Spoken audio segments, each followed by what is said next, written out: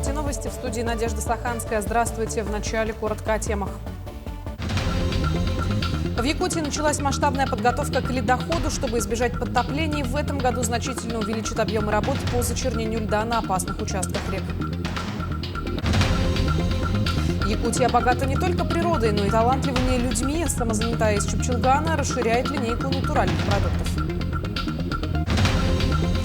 Это нужно не мертвым, это нужно живым. Сегодня в стране отмечается день снятия блокады Ленинграда.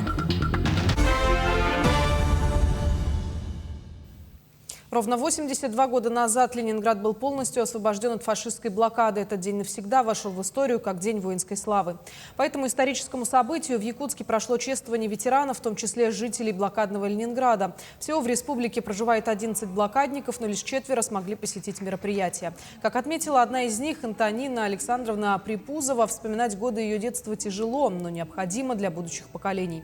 Так дети стали не только зрителями, но и полноценными участниками торжества.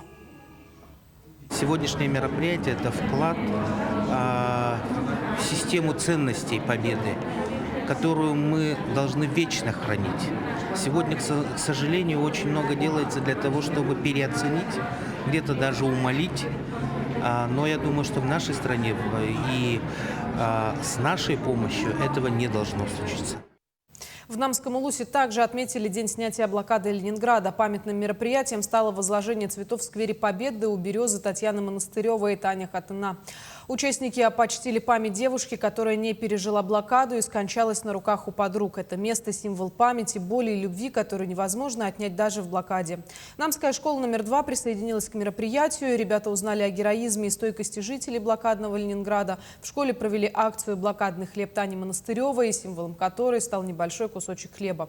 В этот памятный день от представителей администрации навестили Эльви Давидовну Ушницкую, единственную блокадницу Ленинграда, которая живет в селе Камагата. Сегодня Эльви Давидовне 86, она настоящая домохозяйка, всю жизнь на ногах, готовит, стирает, убирает. Несмотря на почтенный возраст, остается удивительно теплым и гостеприимным человеком. Я-то одна, пока это я сама еще в состоянии за свой следить. Сама готовлю, сама все прибираюсь. А социальный работник это с прошлого года ко мне приходит. Он помогает все. Если что надо, в лекарства намцы заказываю, он привозит, продукты привозит. Навещает мои все эти внуки, невестки. Историю трудового подвига Якутска можно увидеть на новой музейной выставке «Якутск-400. Город трудовой доблести». В экспозиции подлинные документы военных лет, редкие фотографии, личные вещи тружеников тыла и материалы о работе предприятий и учреждений Якутска в годы Великой Отечественной войны. Они раскрывают вклад горожан в победу и становление города. Экспозиция объединяет фонды музеев, архивов и частных коллекций. Многие экспонаты выставлены впервые. Главным документом, который будет отмечать наш юбилей, 400-летие в 2032 году, является указ президента Российской Федерации, который был подписан 1 апреля 2025 года, где вторым пунктом было конкретно обозначено, чтобы все органы государственной и муниципальной власти Дальнего Востока, они участвовали в этом юбилее. Поэтому город Якутск издревле являлся форпостом освоения Сибири и Дальнего Востока. И, конечно, все сегодняшние дальневосточные города и регионы, они появились благодаря городу Якутску. К другим темам. В республике началась масштабная подготовка к ледоходу. Чтобы избежать подтоплений, в этом году значительно увеличат объемы работ по зачернению льда на опасных участках рек. Подробности в следующем материале.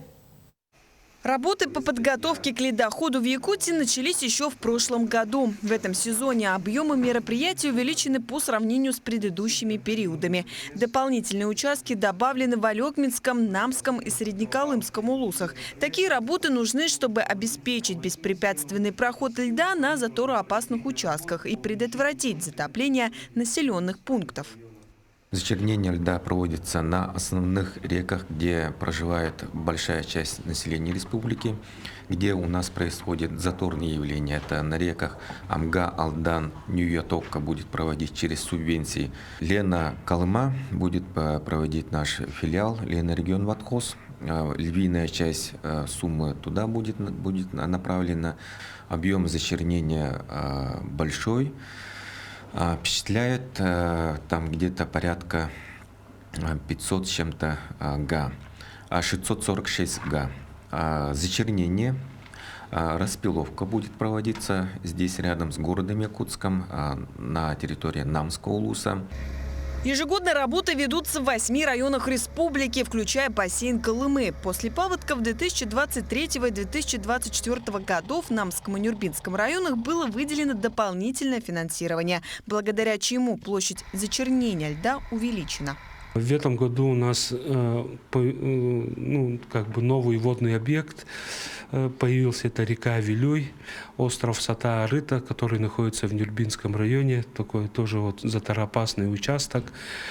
И в этом году уже работы будем проводить там.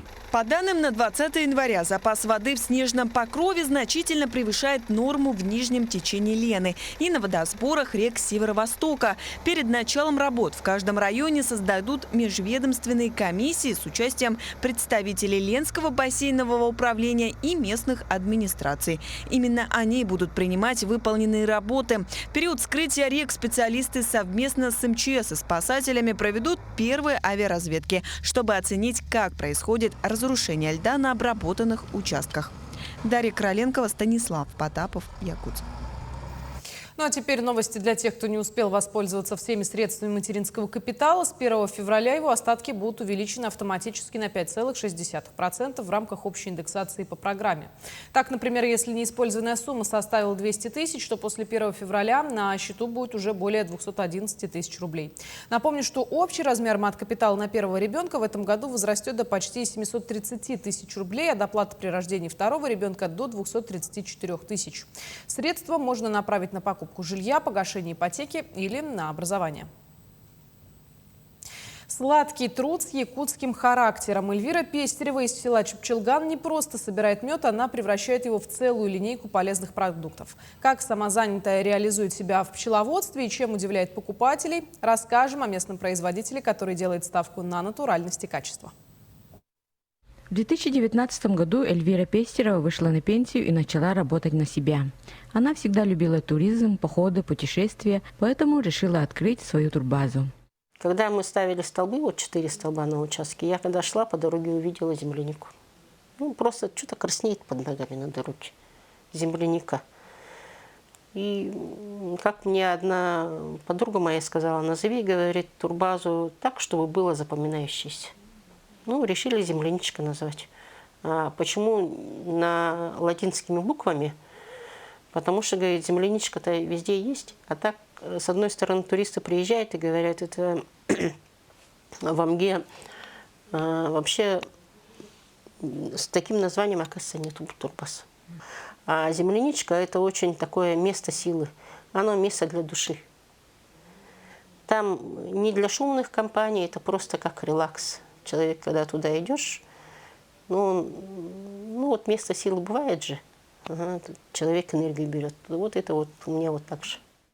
Землю под турбазу Эльвира Васильевна получила по программе «Дальневосточный гектар». Вместе с турбазой у нее появилась своя пасека, где она получает свой вкуснейший мед. Вначале мед я хорошо получала первые годы. Держала вначале 2 пчелы семьи, потом с каждым разом больше. Последние 2 года меда не очень много, и поэтому я решила попробовать продукцию пчеловодства. Постоянно участвую на ярмарках ИДГ. Временами у меня продукции пчеловодства до 17 видов бывает. Там я пергу продаю, мазь делаю из этих же пчел самих.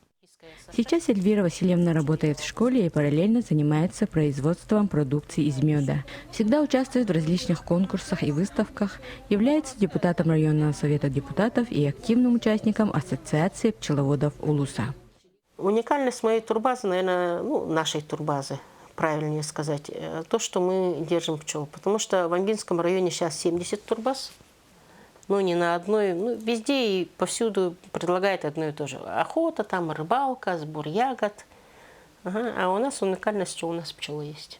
Люди поэтому приходят, хотят покушать сотовый мед. Сотовым медом угощаем и летом, когда там есть возможность. Посмотреть просто на пчел хотят. планах у Эльвиры Пестеровой расширение своей турбазы и пасеки. У нее очень много идей и планов, но самое главное, она занимается тем, что ей действительно по душе. Тамара Сметанина, Илья Лыткин, Амга. В Горном Улусе подвели итоги деятельности некоммерческих организаций за 2025 год. В мероприятии приняли участие представители всех наслегов Улуса. Семен Семенов, руководитель сообщества «Сетим», работающего при Улусной библиотеке, сообщил, что в Улусе действуют 142 некоммерческие организации и 43 территориальных сообщества. По итогам прошлого года поддержку получил 18 проектов, в том числе 7 от фондов президента России. На эти проекты в общей сложности было выделено более 21 миллиона 600 тысяч рублей. Наш проект состоит из 3 контрольных точек. Из 3 первая уже в январе месяце 31 числа уже заканчивается. И так как у нас по плану была закупка оборудований, музыкальных инструментов, и во 2-м и 3-м этапе уже работа со школьниками и, конечно же, выборы репертуара. И конечный результат для нас уже в плане стоит отчетный концерт школьников.